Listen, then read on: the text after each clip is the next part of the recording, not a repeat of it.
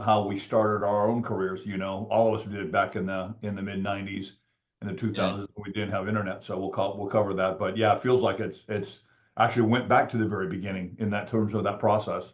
Yeah. Yeah. So, hey, everybody, welcome to the morning show. I'm here with Mark Halliburton. I'm sorry, Halliburton. Halliburton, Halliburton. Sorry. I was, all good. all the names flying in here. So, Halliburton. Not So, related to uh, the oil, but it would be nice if it was. But it's all good. Halliv oil. Yeah.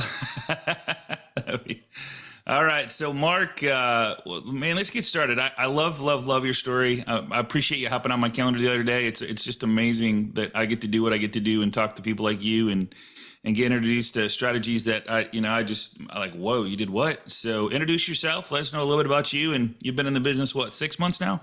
Yeah, I wish Started that was the yesterday. case. Huh? Maybe I'd wouldn't have. Well, no, I think it was best. I think I've been fortunate I've been in so long because I think where we're at today in today's market is we got a lot of young folks coming in the industry. And what I applied back in the fourth quarter of 2023, when I saw the market, I was really pretty much, unfortunately, wiping out or cleaning out my pipeline by August, early September. Mm, We had transactions ready to go for, September, October, November, but that's when we saw the rate starting to climb to 8%.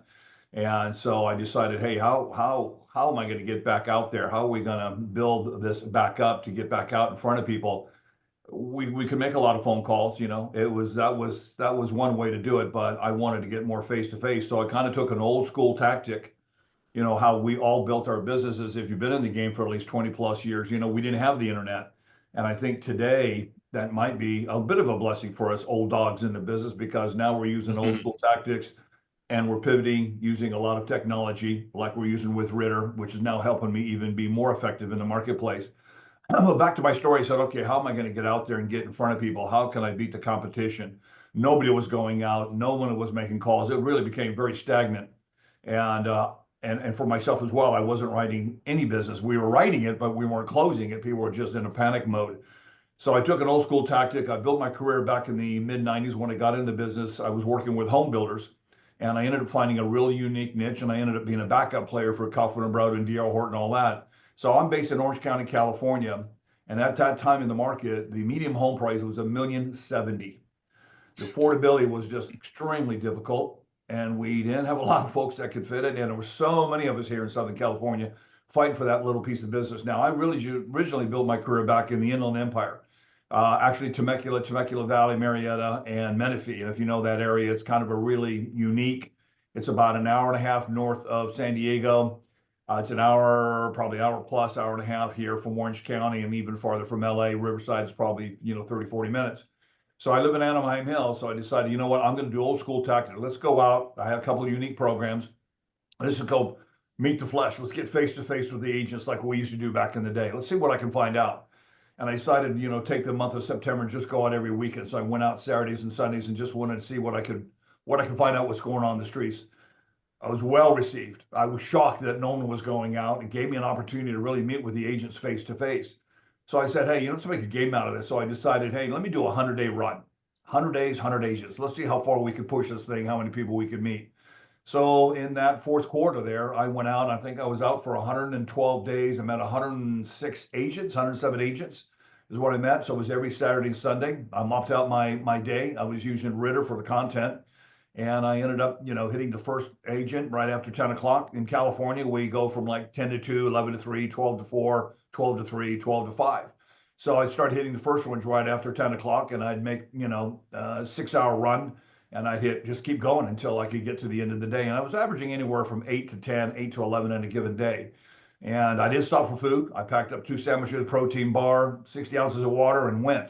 And I did stop, and I just want to figure it. I'm out here. Let's make the best use of my time. Let's see how many people we can meet. And I can just say the short story of it all is the business I'm closing right now. I'm so grateful that I ended up taking this action. The business I'm closing right now is all from that activity back then. I'm still pulling a little from Orange County, but very little.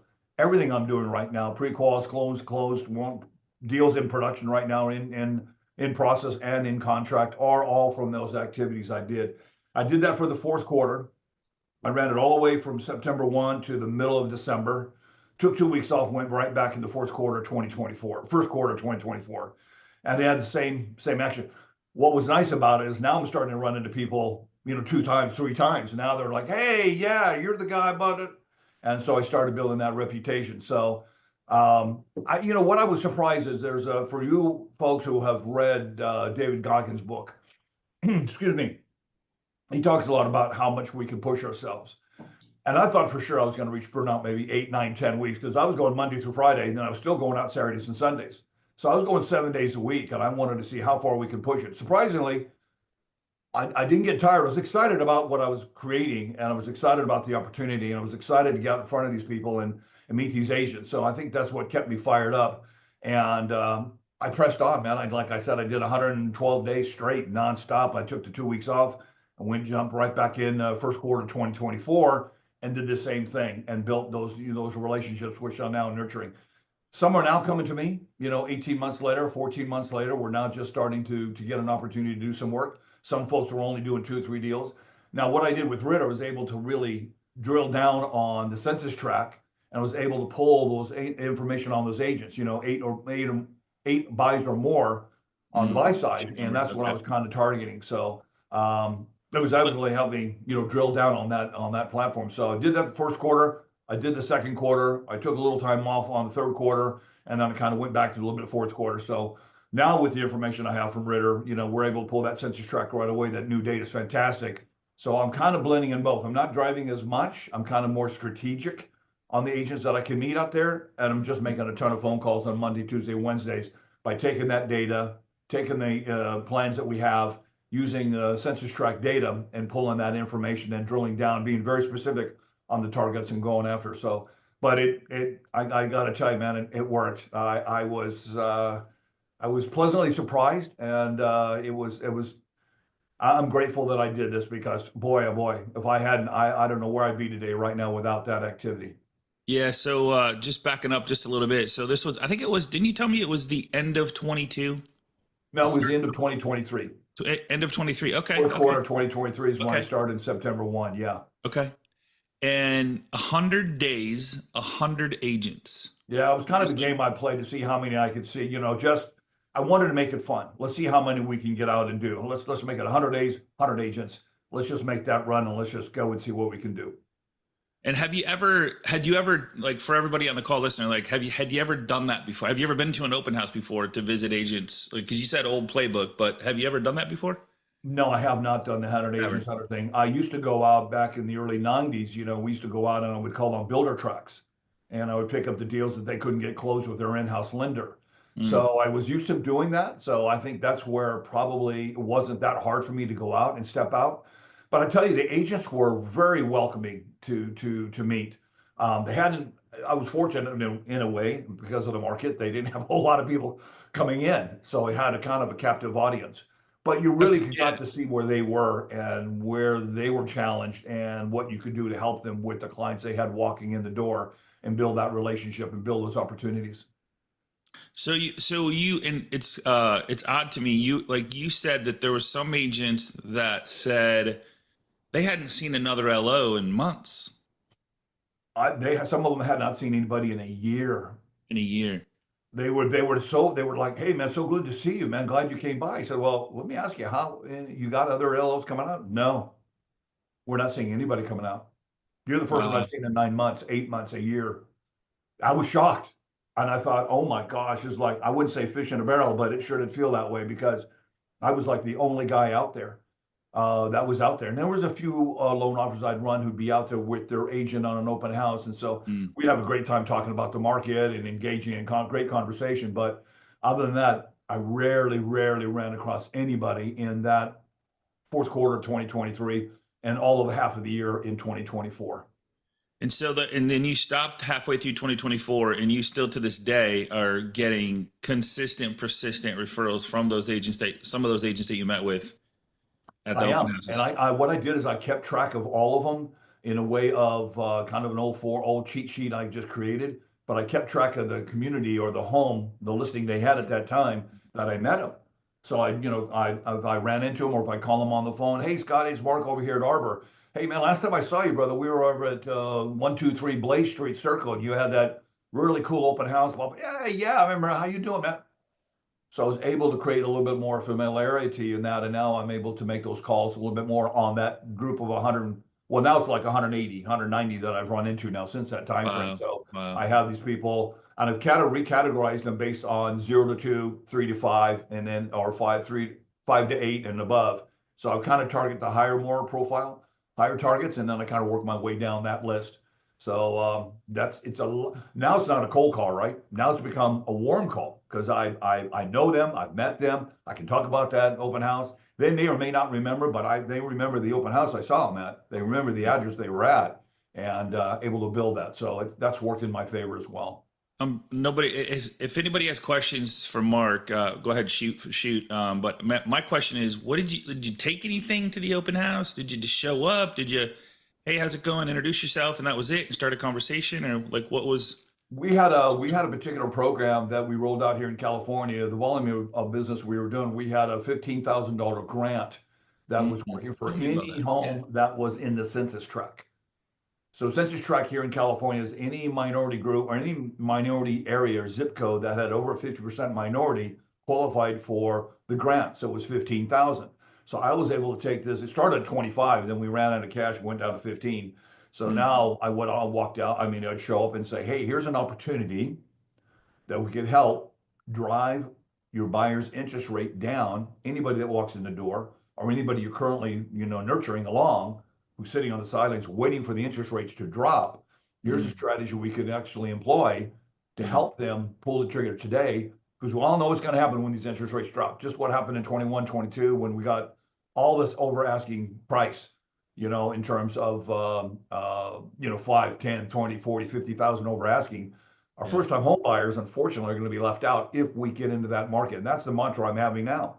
How can we convert these buyers today? Because when we get to the end of this year, and or 2026, and these rates drop, this is what's going to happen. And they all get it. A lot of them I agree. I remember that time. Oh my God, it was nuts. And so that's what I took with me. And I'd say today, I'll share this with you. Here's what I can go out with today if you don't have a program like that. Right now, state of Florida and state of California are mandated to have SB 326 on every condo project that's out there. And if you don't know what it is, go look it up. But SB 326 is balconies and stairways. And any kind of condo project in both those states have to have this SB 326 completed as of January of this year, 2025. So you need to find out if you do not have that done, Fannie Freddie won't even talk to you. Not even a non-QM probably won't talk to you. And there may be a few, but ones I know of, and we've got like 80 or 90, 100 lenders we work with, will not entertain that sale, closing that deal with SB 326. I just closed one, and they had 3 out of the 55 that need to be repaired. Our particular property was not, the integrity of the property was not an issue. We were fine, so we ended up closing the loan with 3 properties that needed water damage that did from the report. So that would be something you guys can go out with. I would say have that information go out and show them that you have lenders that you can work with that will help your buyers, any kind of buyer walking in. Now, what I've been able to do from closing that deal, I just met with the HOA director who has 40 accounts like the one I just closed, which had 275 units. So now we may potentially work on being preferred lender they can talk to when they're trying to get a deal closed and no one else can do it.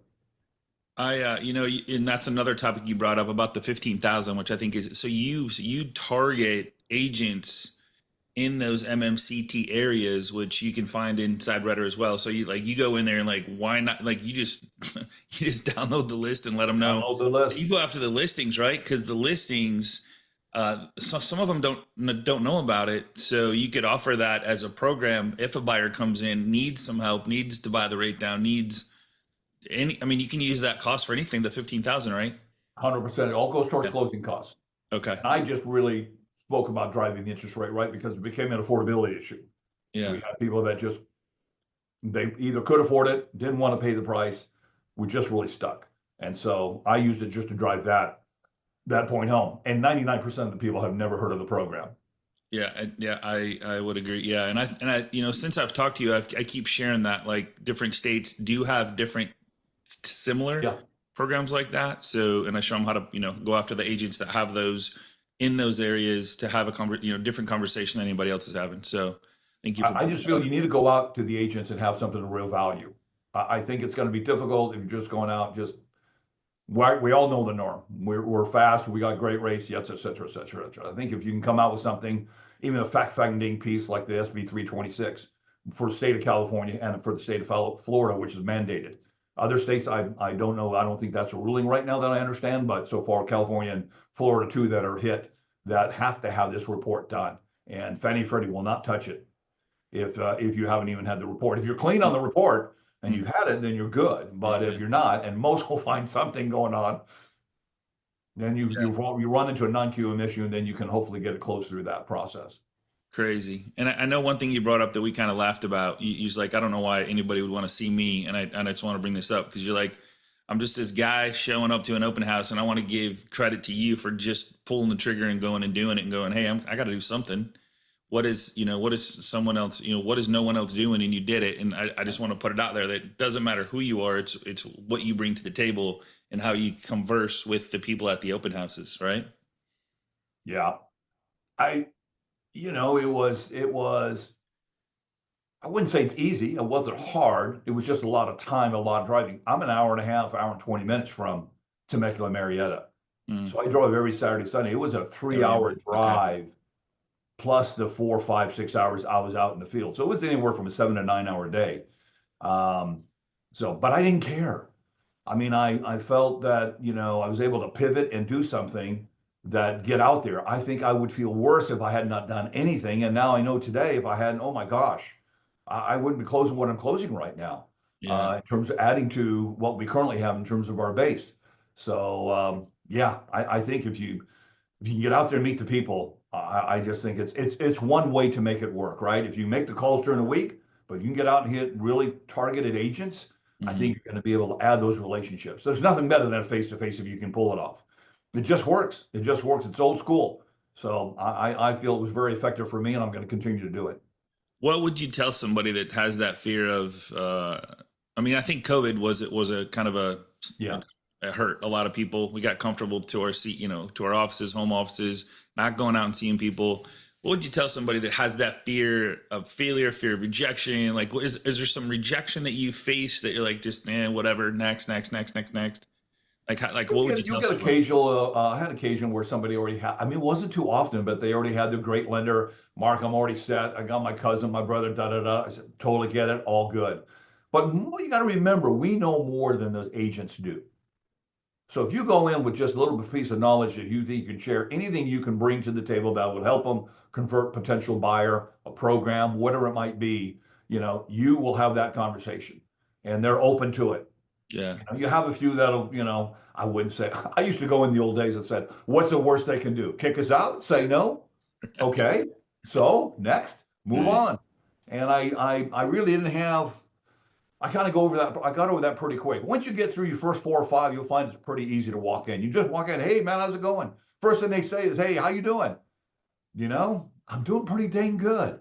And here's why. I got something I think that might be real of benefit to you, for you and your clients. You and your borrowers that walk in the door. You, da-da-da-da. So is it, the first 2 or 3, you got the marbles out, and once after that, man, it's easy peasy. You just keep going and going and going. And you get fired up because also you're starting to get these relationships and people talking. Hey, so glad you came on by. Never heard about this. This is awesome. Blah, blah, blah. So. Excellent. Carla's asking, how do you find out about those programs? I would just assume go to your reps of the different people you do business with. Yeah, go find out. Yeah. I don't know, each state has their own DPA, each state has some specialty program here, there, and ever, and that's what's great about RETR. It really, you're able to filter out that information. And then, like I said, I just created a milk route every Friday. I spent about 2-3 hours, getting everything together. Now I can shorten that up because RETR's really been able to drill down on that. But I just created a milk route, boom, and I just, utilize my best time in that window of 6 or 7 hours and see how many we could hit in that time frame. And Steven just posted something, down payment resource, downpaymentresource.com. Oh, there you go. Okay. Yeah. So he put that in the window there. Thank you for that. Anybody have any questions for Mark? This guy's a wealth of knowledge. Like, your energy is just Fact, like it's contagious. So it's no wonder you did well. Yeah. Oh, well, thank you. I don't know. I just, it was a scary time. And it still is today, guys. We're still in a bit of a pickle with these rates. But I'm having those conversations every day. I'm blocking out 3 hours a day and I'm trying to get to a point of, anywhere from 20 to 30, 40 calls. I'm probably netting out 18 to 20, 23 conversations. And out of that, I'm usually pulling, I got a lead yesterday. She goes, "Oh my God, this is perfect timing. I'm not getting any traction at all." And I Mm, said, "This would be huge." I said, "Let me get it over to you." Sent it over to her. I followed up. She goes, "Yeah, let me get to my buyer that walked in the door. mm. They're not pre-qualified, So I was shocked that I got it on the second day, on the phones here, but that's what you can create. You got to either get on the phones. If you get on the phones in combination, get out in the market, out in the field on Saturdays, do it one day a week. Get out half a day. God, you just got to go out and meet the people and get them, let them meet you, let them see you, Yeah. see who you are. I have a Yeah. question. Yes, Yeah. ma'am. Please go ahead. Mark, it sounds like you found your secret sauce, so congratulations for that. I Ah, love the thank you. information that you were sharing here. I do have a couple of quick questions to follow up. So when you were targeting those 100 agents, how often were you going back to see them? It's good, great question. If I pulled up the data, let's say 2 weeks, 3 weeks from now, and I saw John Smith down there again, I'd make sure I go by and see him or her. Okay. Absolutely. And there's And then folks are I you, saw 3 or 4 times in that last, 14, 15 months. There's definitely a lot of folks I saw 2, 3 times. And Mm. that helped even better, right? Because now I walked in and said, "Hey, man, how you doing? What's going on? Oh, man, things are getting better, blah, blah, blah, blah." So and, I would definitely go back and see him again. Absolutely. and then are you dropping off some kind of a pop-by gift with that, or is it just I really didn't do meet and much of greet that. and Actually, I just bring content. I would bring my flyer in regards to the grant. We had another one we rolled out that was unique. So I would bring that one as well. I said, it's not for every buyer, every box it fits, but here's one for you, for your, any buyers that might walk in that you know of that might fit in. Here's another one for you. So Okay. I would just bring information and Hello, just have a hello. conversation with them. And each time I was there, Hello. usually 10 or 15 minutes, 20 minutes tops. I'm sorry, I didn't hear the end of that. Sorry. I would say most of the time I was only there 10, 15, 20 minutes tops. Okay. Occasionally you get into a longer conversation, but mostly it's just 10 or 15 minutes. I would chat 20 minutes. We'd have enough coverage and move on from Well, there. Let them get on with their day and said, "Hey, thank you so much for your time. Looking forward to, I'll follow up with you." And then I did the normal follow up. I do a thank you card, old school, Mm. write a thank you card with my business card, send it to them. I get their home address, which we got through OCAR. It's another process I go through, but Very nice. Very nice. Very cool, man. Thank you, Kathleen. Did that help? oh, always. Thank you. Awesome. All right. You bet. Yolanda, how are you? Sorry, you can unmute yourself now. That's okay. Thank you. Thank you, Mark, for taking the time and for sharing this. Much appreciated. I have a few questions. Number one, you mentioned a book by, is it David Coggins? Mm-hmm. That was the title of the book, if you don't mind. It's called "You Can't Hurt Me." yes, You that's one can, of them. Yeah. Yep. oh, okay, you can't hurt me. Very good. Thank you. The other question I have is, you talked about doing something similar to this with the builders. Can you tell me a little bit more about that and how that evolved and how successful it was? That is my second question. And my third question is, and I think you talked a little bit about it, about the follow-up, and how you can make it like a source of never-ending referrals, so to speak. The answer to your third question, my follow-up process would be on Mondays, I'd come back in and I'd spend the morning handwriting out notes. It was great meet you. Wendy, great meeting you, Scott. Thank you so much for your time. Looking forward to working with you. I have more content coming and we'll look forward to chatting soon. So it was just a personal note, sent it out to them and got that out on Mondays. And then I put them in our drip campaign. So we create content, where we could go ahead and put in content and have a video go out, either video or just regular general content, about what's going on in the market. In my case right now, SB 326 is a very, very hot topic. So we're talking on those avenues there. What was the question? I apologize. Just, That was yeah, for the number three. Number builders. two was? Yeah, you mentioned builders a little bit. Like, what do Oh, you builders, do? yes. Yeah. When I started my career, and actually I'm touching on that right now because the builders do need some help. I was a backup lender for a lot of the builders, meaning that I handle a lot of the deals that they couldn't get closed. A lot of times these builders have their own in-house lending and they do a pretty good job, but they are kind of boxed in on what they can do in terms of product. They don't have a lot of non-QM type product available. So if you're retail, you might have that flexibility. On the broker side, you have almost everybody under the sun that can help you with those kind of things. So I would help them with the transactions that would end up being turned down. So you always want to try to see if you want to go to a community, don't go on the weekends, they're too crazy. They're usually busy, but go during the week if you can and call on those communities and just have a conversation with the rep and ask them, hey, what do you do with the deals that don't get closed? And they might turn you on to the sales and marketing director of that particular builder. Smaller builders are much easier to get into.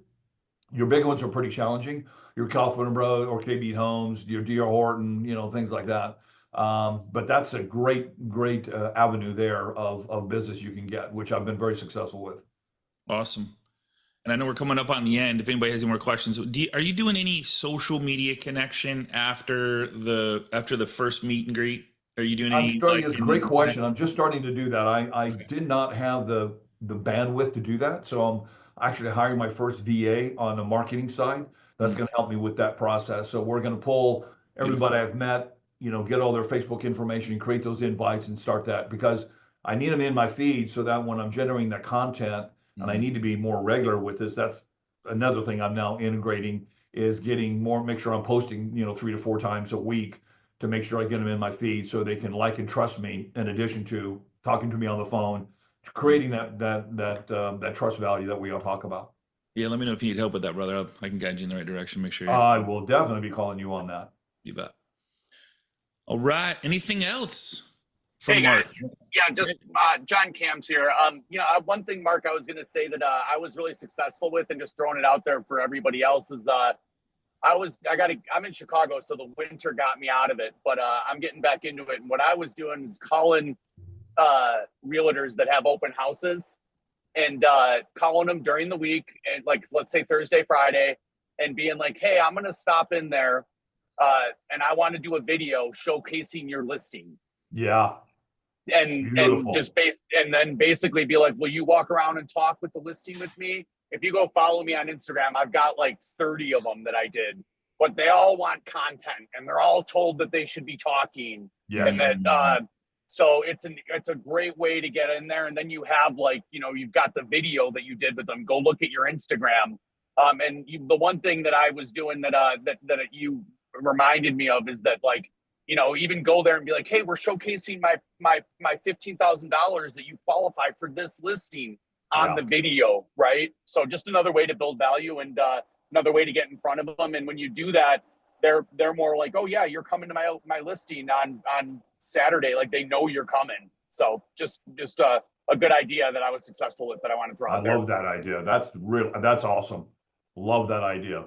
I didn't want to bring it up. I was thinking video with the agent, some way, shape, or form, spotlighting them in a cool way at that listing would be whether they're in. Hey, John, congratulations on taking action on them, and that's awesome. That's just that's cool. That's it's a grind. tactic. It's a grind. I'll tell you this, just some tips I learned. The higher end the property, the more they're a little bit like, we don't want your stupid video. But wow. Like the middle of the road people tend to be like, hell yeah, like, what do I got to do to sell this? Yeah. So, but you never know though. But it's a good way to get in front of them, and they're open to it. And I was actually like, should I just hire if you think about it, you could probably get a videographer, be like, hey, I'm going to pay you $500 a month. I want you to do 3 videos a week, and then make them more, because I was literally just walking around with my cell phone. Like, these weren't professional. But yeah. Beautiful, man. Congrats, John. Thanks for sharing, bud. I love that idea. Great idea. I have a follow-up for you, John. When you call the agent, are you calling the agent to see if they're going to be sitting on their open house, or if they're going to have another agent sitting on the open house? Both. So if, like, a lot of times they got their minion there, right? And that's fine. And I'll just be like, great. Is your who is so if they're the head person, like, let's say they're the team lead, they tend to be like, yeah, my person's there, like go drop in. But oftentimes when you do that, they'll, I've seen where the minion has no idea that they said that. Right. So I like show up, I'm like, we're doing a video. And what I was doing originally, I was literally just, I got the idea because I was cold calling open houses with the with the program. And then what ended up happening was that I did a video with a woman, and then what's great about it, when you think about it, guys, you can actually have them, they collaborate with you. So you tag them on social, and then they share it. So now you're in their net, you're in all the other realtors networks talking about homes. So I did that with one woman, and then I was like, wow, that was pretty successful. So then I was just cold calling, walking in randomly and being like, let's do a video. And then it was like, some were, some weren't.